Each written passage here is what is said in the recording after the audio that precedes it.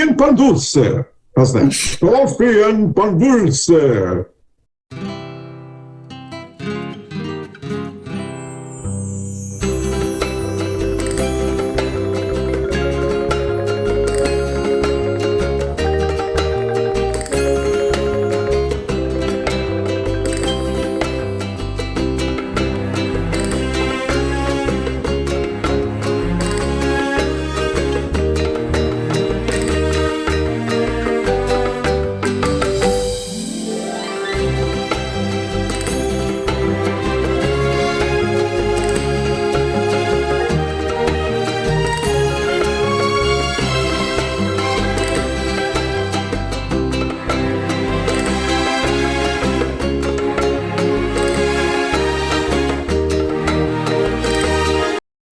Hey, I'm Christian Cano. You're the co-host. My buttons are Moms Demand Action, Gunsmiths Legislation, Healthcare for All, Medicare for All, and also in my heart, Black Lives Matter on behalf of Joe Oldham, who's a guest of ours who passed away last year.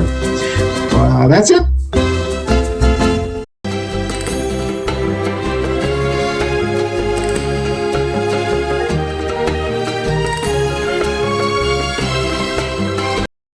Hello, this is Jenny James Gunn.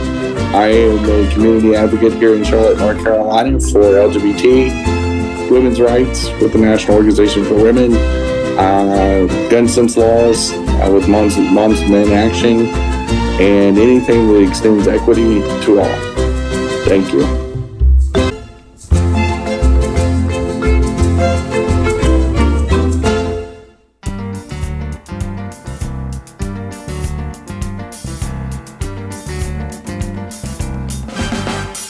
Hey y'all, good morning. It is Coffee and Pan Dulce time, and it is February 11th. Yep. The week of love. A lot of people will be going out to restaurants, clubs, and bars. If you don't have love, you're probably looking for love. In all the wrong places. Yeah, they made a song about that, I think. But there'll probably be some... Is that our age? Is that like looking for love in all the wrong places? That's definitely Gen X, baby boomer. Like, more baby boomer than Gen X. But, see who that is. We were coming of age when that movie came out, Urban That's Cowboy. Right. Yep. That's true. Yeah. John Travolta, no less. Yeah. Wow. And he's old. We don't even want to talk about that. I'm already feeling old today, but nonetheless, admitting that that's self-flagellation right there. But anyway, this is Christian Gersemi, and it is February 11th, 2026. And if you're keeping track at home, and we're going to jump right in. Take it away, Christian. Yes, welcome everyone. As Gersemi said, this is Coffee and Pan Dulce. I'm Christian County, one of your co-hosts, stuck in snow and ice. Looks kind of like that, except it's sunny now. It's hopefully it'll start melting in the next couple of days. It's not going to drop below. It's going to be below freezing for where I got stuck a week. So I'm hoping to try to get home in the next couple of days. I've been here almost a week. Gersemi is live from West Hollywood. She's enjoying basking into the what I don't know. I hate to ask this, but what's the weather there? Oh, I hate to say. I will tell you. Today, which is not the day that we're dropping the show, but today's temperature is going to be a high of 72 with clouds. Oh my goodness gracious! Tomorrow is going to be sunny and 80. Friday is going to be 81, and Saturday will be 82. And all 3 days, all throughout the weekend, it's going to be in the 80s to upper 70s, and sunshine. And so from the Golden State, it is going to be quite the pretty. We avoid most 99% of that winter weather. Our winter is if it rains, which we have had a lot of, just not lately. Well, all right. Well, I'm jealous now. Okay, so we want to thank everyone who watches us on Facebook and YouTube, and the thousands who listen to us on your favorite audio podcast platform. When you watch this show, it will drop on February the 11th. We're almost midway through February. We got through the month of January, getting closer and closer to the midterms. I'm getting, we hopefully got some guardrails going to be popped up here in the United States. That's what I hope. Today's title is "What is a Conservative?" We'll kind of talk very briefly. It's going to be a short show. We'll talk about what our thoughts are and what is a conservative, because it's been thrown around a lot. especially people that I talk to. And I'm sure if you ask someone, hey, why are you, I'm always mystified on who would vote for a 34 count convicted felon, knowing they're a 34 count. That's just amazing. I don't live in that world. There are people who do. And I usually hear them talking to other people, and they're like, well, the reason is because I'm a conservative. And I'm like, okay, well, then you want to ask them, what do you mean by that? What does conservatism mean to you? Right. And we want to kind of digest that in this, plus talk about some other things that are happening in America. So we'll be, before we talk about any of those, let's jump directly into Barb's current events.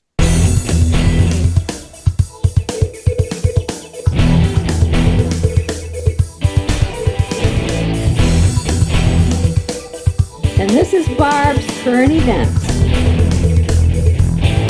All right, I only have two here. I know you touched base on this, Gersemi, in one of your shows that we recorded for the drop-in on the 4th and the 11th about the murder, the assassination of Alex Pretty. We all saw it in front of our eyes. We saw what happened. The Trump administration tried to suggest that he was the aggressor, that he had brought a gun to do mass massacre. Crazy, outrageous statements. But I did what you had suggested on one of your shows.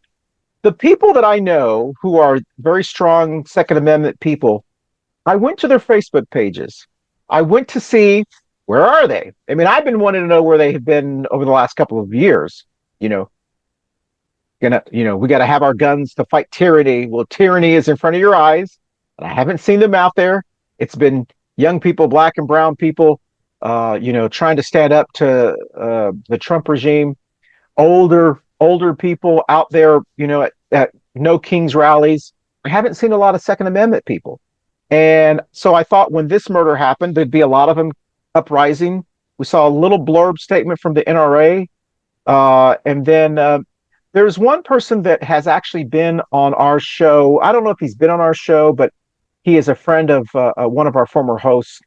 And I saw him posting things that were what you said. Hey, listen, we need, this is wrong, and so forth. And where are the Second Amendment people? He was asking kind of the same questions that you are, maybe not in a public stance, on a podcast and so forth.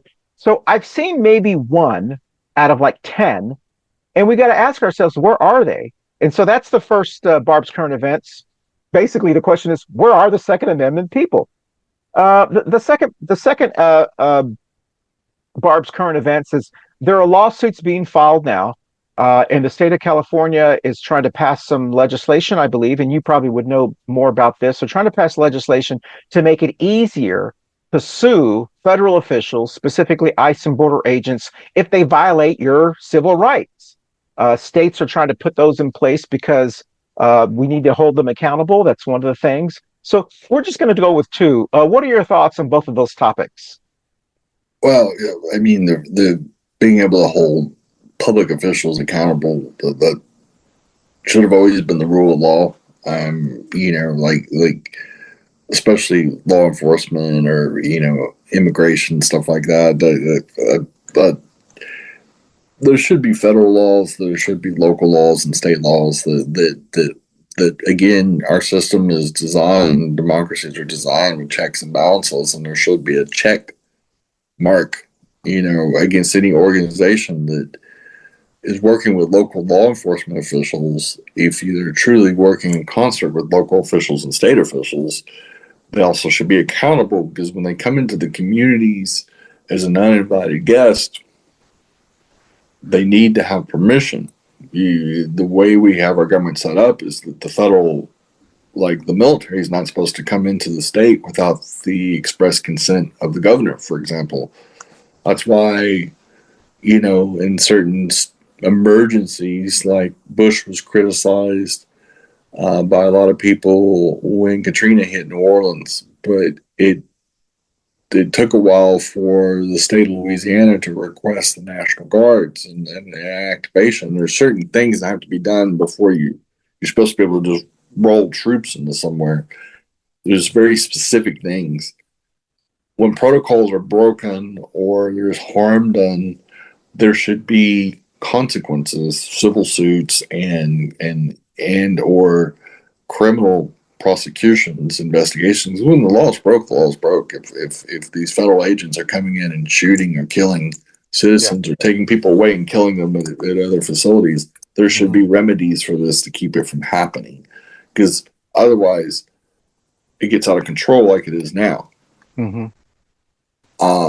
California, New York, and other states are going through their legislature to remedy these situations, to make sure ICE and any agency that comes in, no matter who it is, even local agencies, go by the law. That's all they're saying is that we just want, hey, even if there was no wrongdoing, an investigation won't hurt. Is it at the very raw minimum, we have accountability. The reality is some of this needs to be put under control because it's gotten out of control. And these operatives running with no training and no capability of understanding what their job even is. Yeah. And when you have Republican governors even saying, I don't think they actually know what their job is, we probably got a problem, because that's one of the most irresponsible governors in the history of the United States and the history of Texas saying this. This is a guy that's put razor wire in the Rio Grande river to be able to stop people from crossing the border. Like this guy isn't a good guy. If he's saying there's problems, you've cleared way past regular problems. You got big time problems. If he's calling for a Republican accountability, how about Second Amendment? Where are they? I've been saying it for a while. Yeah. You know, ever since this administration took office and started doing the things it was doing to citizens, where's the 2A nuts? Where's the gun nuts? Where's all these millions of dudes that every time a shooting happens, well, the Constitution and blah, blah, blah, and all this, where are they at? Because they kept saying and thumping their chest and going to MAGA rallies and libertarian gatherings. You see, you want me on that hill when the shit hits the fan. Shit's hit the fan, guys. Exactly. Yeah, exactly. Where are you? I don't see it. I don't see. Yeah. The only group that's come out isn't a 2A group. It's the Black Panthers. Is the only group I've seen come out in mass in select cities, but they ain't 2A people. Yeah, I want to see the white conservative mouth breathers that were going to state capitals and threatening women governors and things like that. Where are those guys that pranced around Walmart and ice cream shops during COVID? Where are these funds and noons now? Where are they? I want to see those guys out. Yeah. And the answer is these cucks are sitting at home hiding and polishing their gun and aren't going to come out. In fact, they're even saying, well, that's what it gets for bringing a gun. I'm like, what? This is the same guys that say, well, I should be able to own a tank if I want to. Yeah. They're noticeably quiet. Noticeably quiet. Exactly. Listen, we're going to take our first break, and then we'll come back and we'll try to ask each other the question, what is a conservative? Hear what we have to say about that. We want to hear what you have to say as well. So we'll be right back on Coffee and Pan Dulce right after this. As always, thank you all for listening, but most of all, it's Black History Month. It's February. And I really implore you to support the nonprofits and local businesses owned by Black entrepreneurs. Backbone of our economy, small business in America, especially local businesses, use your support. But especially this month, go seek out Black entrepreneurs, small business people, Black professionals, that sort of thing. And just, I don't know, make an extra effort. Instead of clicking on Amazon, just go by that local shop, check out their websites, and really be involved with your neighbors. If we don't take care of our neighbors can't take care of us. So, important reminder. Love you all, and celebrate Black History Month with us here. Hey, let's celebrate Black History Month in February together. We're stronger together. Bye, Happy y'all. Black History Month, y'all. So we have a great fall lineup, and we encourage you to tune in to many of our fabulous shows, like our Say show, and many more things in October and November as well. Thanks for watching, as always, and we'll see you next time. Bye, y'all. Hey, y'all, thanks for watching, and support local Black and brown businesses, including our sponsor, Manolo's Bakery. That has some fabulous pastries, food, king cakes, all kinds of specialty cakes, swallows, and much, much more. Some of the best food you eat in Charlotte, North Carolina. Again, Manolo's Bakery, right here in East Charlotte. Thanks for watching. Hey, y'all, you know you can watch us on YouTube, Facebook, and your favorite audio podcast platforms. You can catch your special editions of Coffee and Pan Dulce, as always. And we appreciate y'all listening. And we're going to do more episodes. We're going to do some zany things in 2025. And most of all, we're going to have lots of fun, as always. Thanks for listening. And look for the new shows. Appreciate it. Thank you, everybody, for watching Coffee and Pan Dulce. Jenny and Chris had an amazing talk right there. And this is Yorense from Espera Que. Our show is on Thursdays, 7 p.m. on every podcast places where you get podcasts. Podcasts, brain fart. But if you want to listen to me doing brain farts and having hot takes and leftist takes and just screaming at the shitty, burning world we are living in, come over to Espera Que. You're going to have a fun time. Hey, y'all, thanks for watching our spring shows and sticking with us. And we've got a fabulous summer lineup. I hope y'all are excited as I am. And let's enjoy our summers. Hot Girl Summer 2024. See y'all. Bye, y'all. Bye, y'all. Welcome back, everyone. All right. Topic. What is a conservative? This is not clickbait. This is not trying to catch people's hair on fire. Just a simple question, because I've heard this a lot during the Trump administration, or people who I know who, when President Obama was president, they didn't like him because, he was, So the question is, what is a conservative? Why would anyone who calls themselves a conservative, and maybe we got to ask this amongst our own families as well, we got to start having those hard conversations with family members. What is a conservative? And when they say, I'm a conservative, well, do you support the current administration? Yes, well, tell me why. What is that? What is conservative? Well, because I believe in low taxes. I believe in low taxes. I believe in people's right to bear arms, all the kind of conservative talking points. I believe in less government. Everything that Trump has done in just last year is completely opposite of what I would think a conservative says or believes in. The debt is astronomical now. Tariffs are costing people more money. He doesn't believe in local control. He believes in big government, squashing down local government, telling people what to do. He doesn't believe in free market or capitalism because he believes the government should tell companies who they can hire, why they can hire them. Shouldn't do DEI if they believe that's better for their their market. There's nothing that he preaches that is conservative.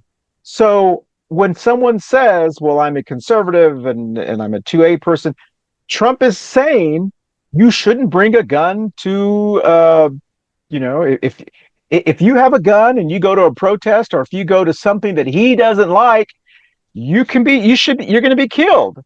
And so I'm perplexed by what people who call themselves conservatives, how they're going to identify that. So I want to hear what you have to say. Gersemi, the reason I think this is very important, because to me, the last holdouts of MAGA supporters are either diehard MAGA supporters who are really racist and bigots, and then there's a little smidgen of people who say, well, I'm a conservative, my family's always been conservative. We got to blow that myth up to their face so they can't hide behind that anymore. Because once we blow that up, I believe when you peel back that layer of someone calling themselves a conservative, they're really just bigots. Well, that's what a real conservative is. Yeah. Okay. So let's hear your take on that. I mean, the truth is that 99.9% of conservatives, no matter how you want to dress it up, like the old saying, you put a pig in a dress, still a pig. Conservatives hate pretty much everything, hate everybody that isn't them. Yeah. And they don't even really like themselves. They don't even really like other conservatives. Most conservatives try to hang out with liberals. Yeah. They don't even like being around conservatives. Exactly. They hate everything. They shit on everything. Mm-hmm. Trump rallies leave areas just as trashy and as dirty as they can. Mm-hmm. They hate everything about America. They hate everything about the diversity of America. They hate anybody that they perceive as different than them or doesn't go along. Conservatives are comply or die type people. They goose step along with the Goebbels and the Hitlers and the Trumps, and they believe that's why they follow. Conservative religious people follow a very strict religions is because all those religions, especially the main one in the United States, which is conservative Christianity, it's comply or die. Mm-hmm. It's a mentality that's all the other crap they say to make themselves not seem like they're stupid. Sure. Is just to make themselves, they're trying to normalize what they are. Yes, exactly. And we've enabled the normalization process for too long in this country.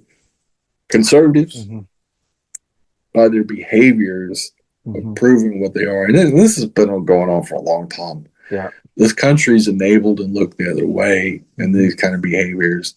I mean, it's what brought us slavery. It's what got the Puritans killing women because the women disagreed with them, so they called them witches and drowned them. Sure. It's gay bashing starting. It's why trans people get killed every year is because we've said this is okay. Yes. And as a society, we've allowed these idiots to act this way. Mm-hmm. They're the old Uncle Billy. That's just a bigot and probably a member of the Klan, and they're just angry, predominantly angry old white people and young white people that just hate the world. I completely agree with you, Gersemi, and I do think that one of the things that we have to do, we as in progressives, however you identify yourself, what we have to do is we have to remind people that those in 2026, if you're calling yourself a conservative and you're hiding behind that brand or that title, we've got to highlight that they're really just bigots. And we have to identify the word conservative with bigotry and racism. That's really what that means. It's just their way of saying it because it makes it sound nicer to them. Well, they've done that all themselves. Yeah. It's what conservatives have always been. It's the George Wallaces of the world. It's the Ronald Reagan. Reagan was an old white bigot. Well, I think, and that's kind of my point. The reason I'm saying this, Gersemi, is because I've been watching several podcasts, and I've heard some of the guests on their podcast say that as a conservative, this, yada, yada. The people who are interviewing these conservatives, and if we had a conservative on here who actually said the word, of course, now they're probably never going to come on, but if they actually said, well, Christian Gersemi, the reason I voted for so-and-so is because I'm a conservative by heart, and this is, we need to immediately come back and say, so you mean you're a bigot and a racist? Oh, no, I'm not a bigot and a racist. I'm about conservative. Well, conservatism, that's how what you're identifying, how you can't be a MAGA person to be conservative because all of his policies and everything is anti-conservatism. He actually his whole thing, a I'll stop MAGA. you right there, though. Yeah, conservatism is the problem. sure. Let's be real. Okay. Is the one thing that you're saying that's not right is conservatives are the problem. Okay. Conservative mentality is what's killed this country. It's what's held us back all this time. Is that conservatives essentially are the villains in the story. And, from day one to year 250 that we're in now, they've been the problem. And the conservatives were fighting to keep slavery. Who fights to keep slavery? That was year one. But I think that's my point, Gersemi. What I'm saying is I completely agree with you. Conservatism, people who say they're conservative are the problem. Yep.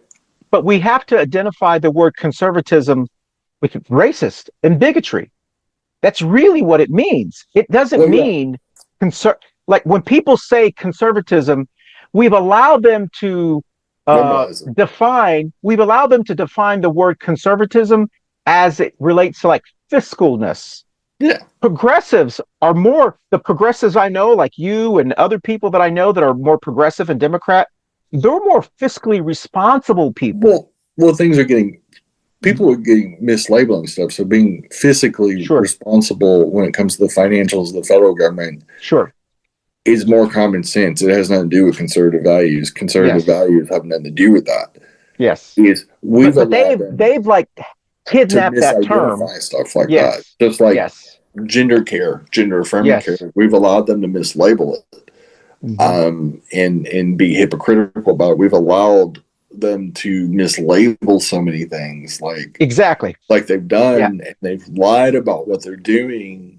We've allowed them to mislabel what it means to be a man or what it means to be a woman. Correct. What it means to be masculine or what it means to be is it the whole movement that is based on dishonesty, because nobody would go along with conservatives if conservatives flat out were truthful about what they wanted to do. Exactly. You're hitting exactly what I'm trying to say. Yes. If the same way with churches, if you sat down and the first day they disclosed all the shitty things they're going to do to you in that church, you know how many people would sit there and stay for that? Yeah. Not a damn one that had any sense. Every adult in that room, in those pews, would be getting up and getting the hell out of there. Like if like the truth in lending laws that we have, if there was a Reg Z box for Republicans and Christian churches, there would be hardly any Republicans or Christian churches. Yeah. If they owned their shit, if they actually owned their own shit, there wouldn't be anybody claiming that. Is it one, we've never held them accountable in our history of our country. And two, we've allowed them to define terms that are not the truth. Exactly. Physically responsible has nothing to do with the conservative movement. They don't even see each other in the same lane. They never have. Exactly. And the reason I'm saying this, Gersemi, is because as we go into the midterms, and I do believe there's going to be a huge changing in how people politically vote and politically speak, I think. And one of the things that, there's a lot of things that we all need to do better. I mean, we're always going to be trying to define what we need to do better. But I do believe that Democratic candidates are those who are running against those who want to be the resistance. There's a lot of things that you can be resistance on. And I do believe that the moderate Democrats have an opportunity to stay moderate if you're moderate. But we need you to be truthful about what it means to be conservative. And we need you to say, listen, I'm a conservative, but I want to make sure you understand that they're trying to say they're conservative, but they're not really fiscally conservative people. They're using the term conservative, and it means different to them. So when someone says, your Uncle Bill says, well, I'm a conservative, we know what he's saying is, I don't like black people. I don't like, trans people. I don't like drag queens. I don't like this. That's really what he's saying. We've got to remind people that's really what he's saying. He's not saying we can't let them try to act like somehow he's worried about the national debt or worried about 2A or worried about, whatever freedoms. We've got to really let people know in a way, we've got to flush the bigots and racists out so we see them. And because I believe when we flush them out more, that good people like the person who died, Alex Petty, he was not what I would consider a progressive activist or or a gay activist, or he was just a nurse who some of his friends invited him to things were happening in his neighborhood. And I believe there are other males or people who are like that we need to explain. Come out and help us. Come out and help us, and don't be afraid to come out and help us, because the other side, we're really fighting racism and bigotry. We're not fighting like conservatism or anything like that. I think it goes back to what I said before, and even on the last show, is I think a lot of times things are getting mislabeled. On the Republican side, on the MAGA side, they're purposely mislabeling things or misdescribing. They're poorly describing things on purpose, or actually just flat out lying. Sure. We really should say we've got to maybe not soften our language so much. He's the guy that went out to help that got shot, Pretty. He was just a good person trying to do the right thing. Yes. That it had nothing to do with politics. He wasn't there because of his political beliefs. Yeah. He was there, whether he was a progressive, whether he was a Democrat or Republican, doesn't matter. An American citizen got shot for helping people and was speaking out against something that violated what he thought was to be a good American. He went out there and put his life on the line, literally, to help a woman off the ground. And he got executed for that. And he no matter what his political motivation was, he got the death penalty for doing the right thing.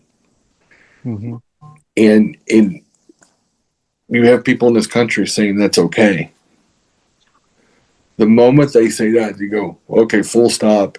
So it's okay if somebody's out there doing the right thing to execute them because some ICE thugs deem it as something that they can't tolerate. And we have to define those arguments right then and there. And the problem with the left, with the progressives and the liberals, is that we so allow those opportunities to escape us. Sure. And we allow the conservatives have done a great job since Reagan on in defining every situation. Yes. And we've been so afraid to take a stand on anything that we almost never do. Yeah. And because Democrats have backpedaled for almost 50 years, the result is they backed us into a corner to where we got to come out swinging. We have to define it accurately. We have to define what the situation was accurately, and we cannot waver from that. And if somebody's being a racist, they need to be called a racist to their face. Yes. Whether it's inflammatory or not is beside the point. If you're doing something racist, ICE is a racist organization paid for by tax dollars. They're targeting black and brown people. They're racially profiling people. They're not going out arresting white people they think are here undocumented. Yeah. They're not when they're talking about people, they're talking about people of mostly Latinx, Hispanic backgrounds. Exactly. They're not saying those damn Ukrainians. They're not saying those damn Russians. They're not saying those damn Brits, French, or Germans. We don't hear that language pointed towards anybody's deemed white in ethnicity in any way, shape, or form. And so we have to call out racism. Well, so you're doing this based on racial profile. Well, that's racist in itself, period. End of story. Like if you're a police officer and you see a black man walking through a white neighborhood and you pull your gun, you're pulling it because you racially profiled them because you believe that guy doesn't belong here. Yep. And because of the color of his skin, you're going to unholster your weapon and point it towards this guy. And there's a consequence when you unholster your weapon. The moment you are a federal officer, law enforcement, whomever, where you are, as part of your job is to carry a weapon, there is protocols, and they are being broken. They're unholstering their weapons and discharging their weapons in situations where they shouldn't. ICE's job is to do very specific things, but in these situations, ICE should have withdrawn. Yeah. Pure and simple. They don't have the power to do what they did in these situations. Completely agree. And no law enforcement or federal agent has the right to execute citizens or non-citizens. It is not part of their job. Yep. Otherwise, let's call it what it is, which is a goon squad and a firing squad. Let's just call it what it is. I agree. If you like what you hear from Gersemi, she does have a show that comes on every Wednesday at 11:30 on all of your favorite audio and video podcast platforms. It's called Two Queers in a Truck. Please join her show every Wednesday at 11:30, and also join Urense. Urense is back on Espereke. His show drops every Thursday at 7 p.m. on your favorite podcast platforms. And then the Tony Foreman show drops as well. That's a kind of he does 2 shows a month. It drops every Wednesday morning at 10 in the morning. And so please join all of those shows and all the other shows that we've got coming out for you in 2026. We'll be right back on Coffee and Pan Dulce right after this. Hey y'all, thanks for watching the Florida shows. They've been wildly successful. Obviously, it's a topic that you guys have enjoyed and wanted to know more of. And we like talking about the dumpster fire that used to be the state of Florida. And we'll probably talk about it some more this summer. Thanks for watching, y'all. Bye, y'all. Thanks for watching. Hey, thanks for listening to us as always on Coffee and Pan Dulce. And just to let you know, we're on all the audio podcast platforms. So working out or whatever, you can just listen to us. Or if you want to see our bright, shiny faces, we're on YouTube and Facebook. You can even be fans and you can comment on our shows on the Facebook platform and drown out people who don't actually listen to the show but like to fly us. But anyway, we appreciate y'all and very much, and keep on listening so that Christian and I are just not sitting here talking to ourselves. Have a great year.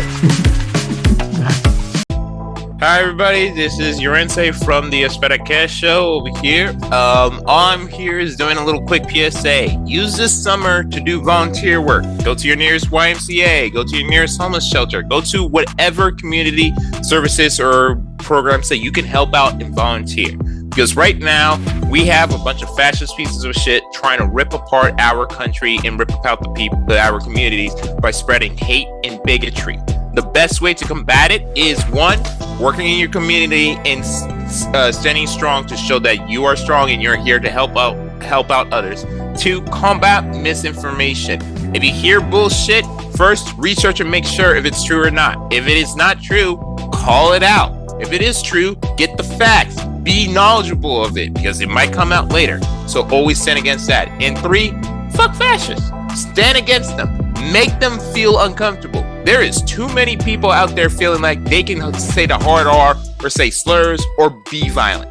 Make them understand that a lot of people died to make sure this hatred and bigotry does not exist. All our civil rights workers, all the people who restored Normandy, everybody who fought against intolerance and hatred, they died and worked their asses off to stop this. So follow in their footsteps and stop this madness. This is Urense again from Espereke, and all I can say is be there for your community and stand up for what's right.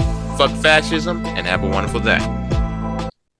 Hey y'all, thanks as always for listening to Coffee and Pan Dulce. And guess what? As part of our Cannis Media family of shows, we have a sister show that's been running alongside the Coffee Show for 6 years, 6 seasons. And it's Two Queers in a Truck. And in fact, we've been on air, as it says right behind Christian, as we record this, in case you're watching the video version of this. It's exciting. It's a little different. It comes more from obviously the queer perspective because it's Two Queers in a Truck. And we invite you to listen to it. You don't have to be queer to listen. And I promise it most likely will not give you scabies. I can't 100% verify that, but it's just a medical rumor started by me, actually.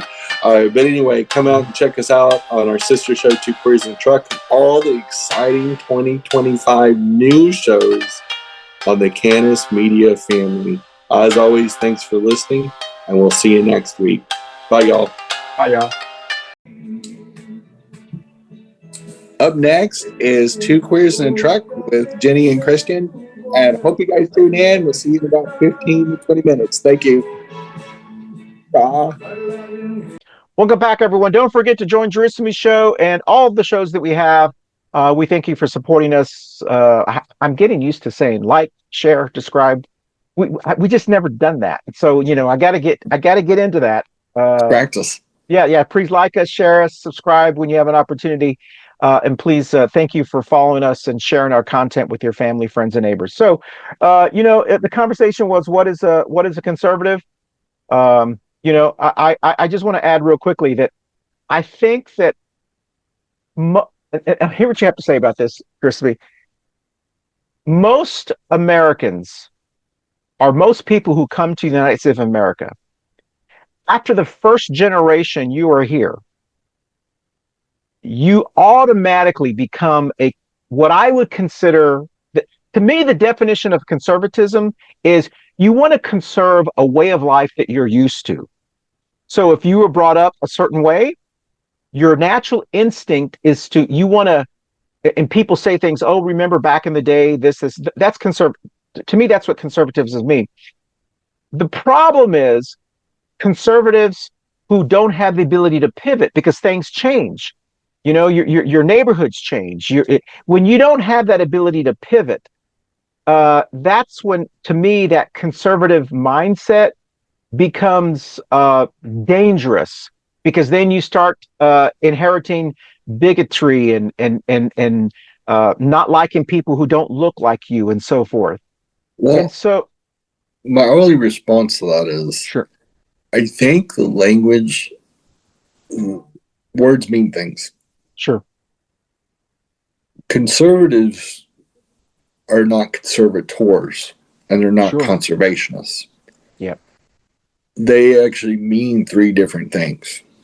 And I think conservatives are allowed to blend those words to make Yes. themselves more normalized. Yes. A conservator of like historical documents, or a conservation society that's preserving the Riverwalk of San Antonio, for example, Sure. Yeah. is not politically conservative or progressive. Sure. It is apolitical. Sure. It is a movement or an organization that is designed to do a specific deal. A conservationist typically is referring to people trying to conserve the outdoors, the environment. national Exactly. parks, the environment, Yep. that sort of thing. Mm-hmm. Conservatives do none of that. A Yeah. political conservative is authoritarian by nature. Look at the movements they're attached to. Sure. And that's all you have to say about it. Yeah. Is conservatives by nature are authoritarians. Mm-hmm. They are the dictators of the world. Yep. Every authoritarian universally identifies as a conservative. Yep. And so when we allow them to gloss over what conservative is, to be a conservative is to be an authoritarian. Sure. Be a tyrant. It lends itself to being that way. You don't ever hear of a progressive dictator. Mm-hmm. They're opposed diametrically by the name. A progressive person Sure. is opposed to dictators. They want progress of society. And when you appoint a dictator, like we did in 2024, Mm-hmm. we went backwards, which is the opposite of progress. Liberals and progressives don't want authoritarians in power. Nobody would want that. That's why there's no such thing as an authoritarian progressive. In prime example, Biden stepped down as the candidate for the Democratic Party when asked by his party. Or Trump would have never done that. Yep. Trump should have, but he never did. Mm-hmm. Yeah. Excellent point. Excellent point. Have these conversations, you know, at your home. Have them with your family members when you have people in your family that say that they're conservative, or if you say, "Oh, my," or when you tell someone, "Oh, I've got family members that are very conservative." I think ask yourself the question: what are you actually saying? Are you actually telling us that you have family members that are just bigots? Yeah. I mean, I hear people in the gay community, in the LGBT plus community, that say, "Oh, I come from a conservative family. I come from," well, what does that mean to you? What does I come from a conservative family? Do you mean I come from a white family that only likes white things, or do you are what actually are you saying? You know, and so I just think, I know this is, you know, kind of a deep conversation, but I think I just really feel like we as a nation really need to question these things when people say these things. Because the people that seem to be hanging on to supporting this fascist regime, and you know, they're showing outrage that a person was murdered, but they're still saying, "But I like the fact that Trump is fighting for conservative values." We have to question and say, what exactly are those values? I mean, let's just call them out to their face and say, what conservative values are you fighting for? You know, he's not low taxes. No. You're paying more. He's not small government. He wants ICE to be bigger.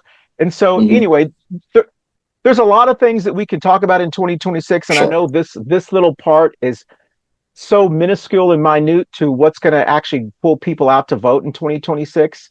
But I just think that as we move forward, we're going to have to start asking these questions, because we have a lot. And I think the main reason I'm saying this is, it's probably something within my own self. We have a lot of conservatives that in our families that call themselves conservatives, and we need to help them, educate them. What they think conservative is not what they are voting for. When you vote for Trump or you vote for Republicans, you're not really voting for conservatism. You're voting for bigotry and racism and all kinds of crazy stuff. And so stop deluding yourself to think that. I think when you vote for a monster like that, you just, it's a reflection of you at this point. Yeah. And to be real blunt, I think anybody that goes into a voting booth in 2024 knowing who this guy is and still voting for him says all I need to know about them. Good point. And that's about as simple as it gets. He's that if you can look past all the breaches and the things that he's done over his lifetime and still vote for him. Yeah. Just about enough said. Stupid is and stupid does. Excellent point. All right, y'all. We'll see you next week in Coffee and Dulce. Thank you so much. Bye, y'all. I'm sure there'll be something else that happens. Yep. Bye, y'all. Hey, y'all. Thanks for watching Coffee and Pan Dulce as always. And it is the week of love. It is Valentine's week. And, so happy Valentine's Day a little early. It is, and be safe out there. It's still winter in some places in the country, so definitely watch your weather closely and be safe out there. And, maybe call up an old friend. Maybe make somebody's day that you haven't talked to in a long time. Yeah. Anyway, be kind, be nice to your neighbors, and have a great week. See you next week. Bye, y'all. Bye, y'all. Hey, y'all. Thanks for listening to Coffee and Pan Dulce. And one of our big things is that if you missed any of our other shows, we are on Facebook, we're on Spotify, we're on Apple for the most part, and a bunch of other audio podcast platforms. So if you've missed us, come back. The water's fine. Dip on in. It's 85 degrees here in my imagination. But anyway, we have 332 episodes in the tank. You can pull up any of them. And most of all, we have fresh ones dropping most weeks. And we got 3 more shows coming. Be excited. But as always, thanks for listening to Coffee and Pan Dulce. And look forward to the 2025 season. Thanks, y'all. Hiya. Next up, thanks for watching Coffee and Pan Dulce. Next up is Two Queers in a Truck. Stay tuned. Coffee and Pan Dulce. How's that? Coffee and Pan Dulce. Sounds You great. sounded like a telenova. I mean, I'm trying this. All I have to say is go. Yes. as a right. non-Spanish speaker.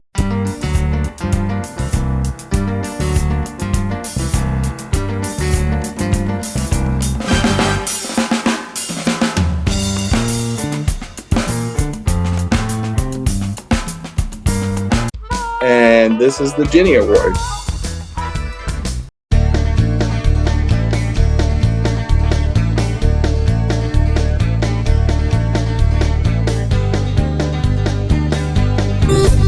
And this is the Pendejo Chronicles.